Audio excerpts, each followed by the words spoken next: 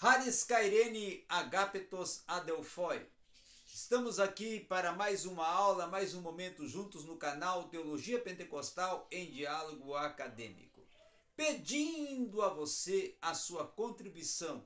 Primeiro, se inscreva no canal se não é inscrito. Segundo, compartilhe o conteúdo para ajudar a mais pessoas visualizarem esta aula. E terceiro, dê sempre o seu like, o seu joinha, para podermos estar cada vez mais crescendo dentro da plataforma do YouTube, com esta aula alcançando muito mais pessoas. Muito bem, meus prezados, vamos compreender um pouco nesta tarde sobre Lucas, o evangelista, no seu evangelho, o evangelho de Lucas, a sua proposta de uma cristologia lucana, tá? Então vamos falar hoje à tarde da cristologia lucana no evangelho de Lucas.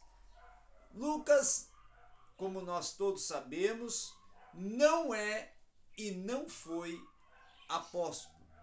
Ele foi um cristão do primeiro século, convertido no primeiro século, que teve um grande contributo com a igreja do primeiro século, sendo um obreiro auxiliar da missão de Paulo aos gentios, participando da segunda viagem missionária de Paulo e da terceira viagem missionária de Paulo, e além disto, vindo a estar contribuindo com o cânon sagrado das Escrituras, não é? De uma forma singular, sendo o autor, o agiógrafo sagrado do Evangelho de Lucas e de Atos dos Apóstolos, que é o livro histórico do cristianismo do primeiro século. Lucas era doutor na área da medicina, era médico de formação, formado em Tasso e Atenas, tá? Que eram os dois principais centros acadêmicos daquela época. Lucas também era um historiador, porque toda a pessoa, ou todo o aluno, ou todo formando que formava em uma área distinta na Grécia, ele automaticamente alcançava uma possibilidade de uma visão, tá? Interdisciplinar que possibilitava o conhecimento e o domínio de outras áreas das ciências humanas e outras áreas do conhecimento. Por isso ele, além de atuar e de ser médico de profissão, também era um historiador nato. Tinha um grande desenvolvimento na narrativa, na proposta de uma descrição, de uma narrativa, de uma biografia. Então, dos três evangelhos sinóticos, o evangelho que possui o maior conteúdo, dimensão, de uma narrativa descritiva e assertiva é o Evangelho de Lucas, tá? Que tem no autor um historiador nato. Outro sim, também, que o estilo de Lucas, que é um estilo mais acadêmico, é um estilo mais histórico, é um estilo mais descritivo, mais estrito em cada um dos fatos e atos que são por ele narrados. Quando nós olhamos a parte teológica da narrativa de Lucas, da proposta do Evangelho de Lucas, nós vamos ver que o Evangelho de Lucas, denominado Evangelho do Filho do Homem, né? Esse é o tema, Evangelho do Filho do Homem, é um evangelho que possui algumas particularidades. A primeira particularidade do Evangelho de Lucas é que ele é um evangelho que expõe ou que possui a sua própria abordagem cristocêntrica. Com isso, ele é construído uma cristologia lucana. A cristologia lucana é pautada principalmente em alguns fatores, e o mais propulsor fator da teologia lucana e da cristologia lucana é a exposição ou o tratamento que Lucas dá a alguns títulos atribuídos ou outorgados a Cristo, como o primeiro soter. O título soter, do original grego Salvador, tem uma proposta extraordinária, porque era o título empreendido, transmitido, concedido aos imperadores, aos soberanos, que eram tidos como salvador daquela região, ou daquele império, ou todo um espaço geográfico da nação e do território a qual eles eram o líder, o maioral, o imperador. Quando Lucas atribui esse título soter a Cristo, tem 4 implicações importantes. A primeira, ele está indicando que Cristo é o maior soberano, o Senhor e Salvador. Segundo, ele está indicando que Cristo é o único que tem a condição de resgatar, libertar, reconciliar, expiar, porque é o Salvador, tá? Outro sentido, Lucas está iniciando uma abordagem da soteria, ou seja, da doutrina da salvação a partir da proposta do Evangelho. Quarto, Lucas está fazendo uma exposição concentrada nas ações de um Salvador ou do Salvador para o resgate e para o cumprimento do seu plano e de sua proposta salvífica.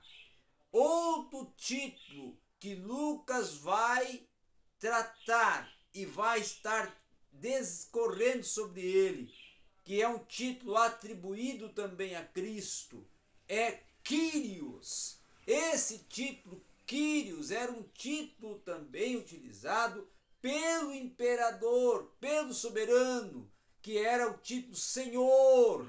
Quando Lucas aplica o título Kyrios a Cristo, está indicando a sua soberania, está indicando a sua supremacia, está indicando a sua superioridade, e está indicando o senhorio de Cristo, que ele é Senhor não só sobre os povos, mas sobre a terra, sobre a humanidade e sobre todos aqueles que a ele vêm e aqueles que também a ele não vêm. Por quê? Porque ele é o Senhor, no sentido de criador, no sentido de fundamentador, no sentido de mantenedor e no sentido de sustentador de todas as coisas. O outro título também que Lucas aplica a Cristo, além de soter e de Kyrios, é também o título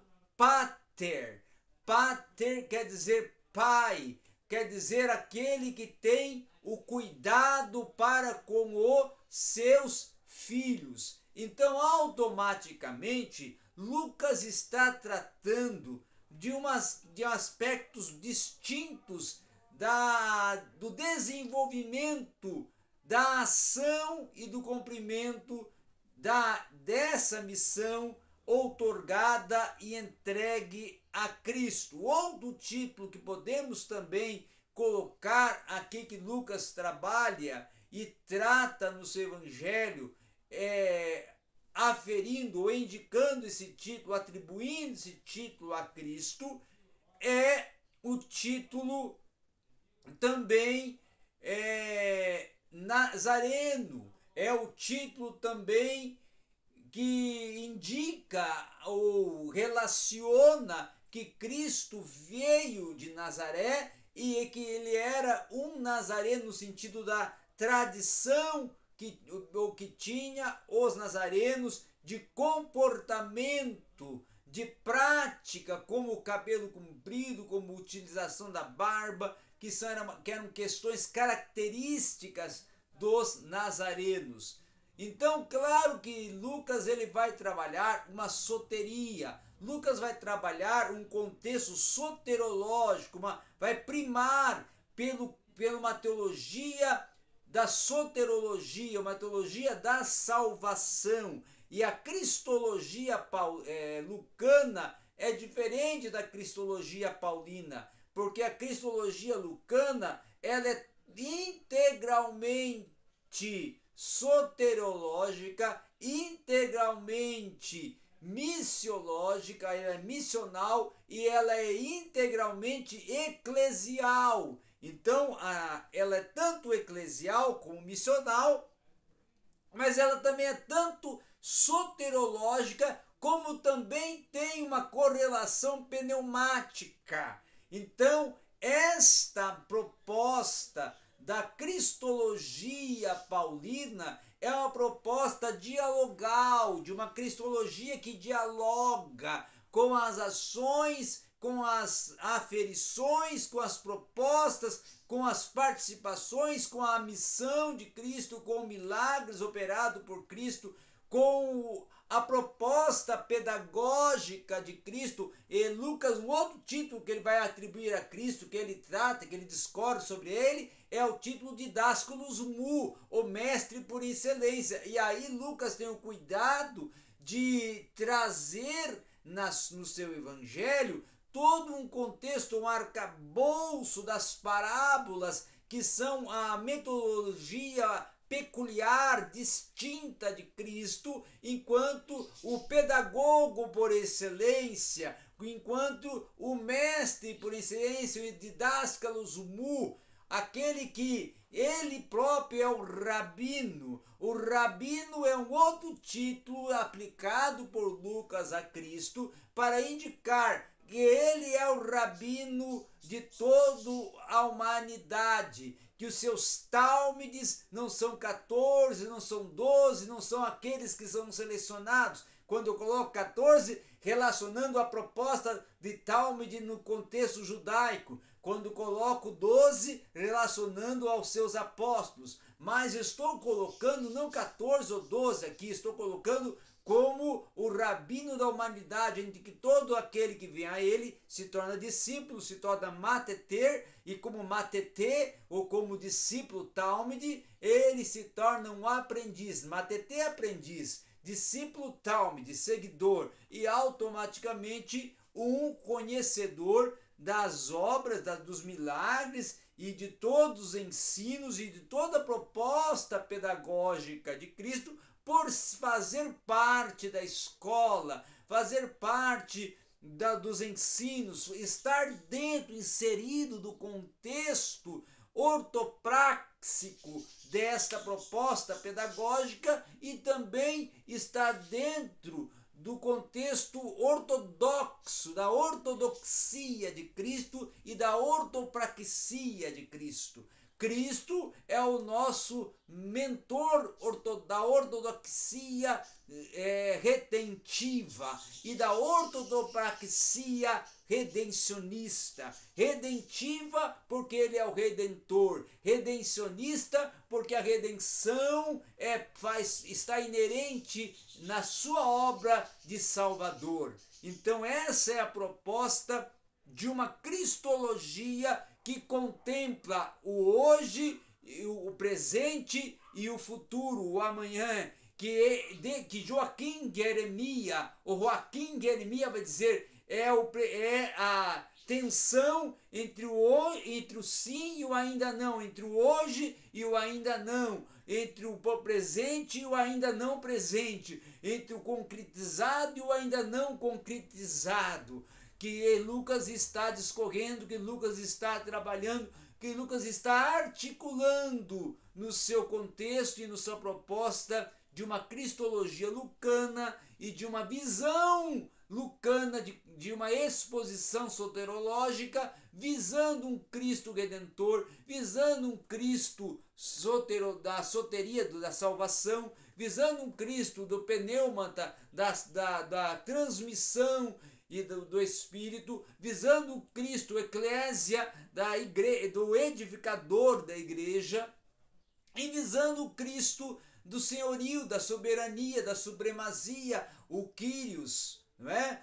E visando Cristo, o pedagogo por excelência, o didáscalos mu, e visando Cristo que é soberano sobre todas as coisas, tá? Que é o supremo da humanidade, o Senhor da humanidade, o Kyrios. Então, com isso, Lucas, nos seus 24 capítulos, expõe do primeiro até o seu 24º capítulo do seu evangelho uma proposta cristocêntrica que ela é a base propulsora para a compreensão também, até podemos dizer, da cristologia paulina e podemos dizer até da própria aplicação cristocêntrica neotestamentária.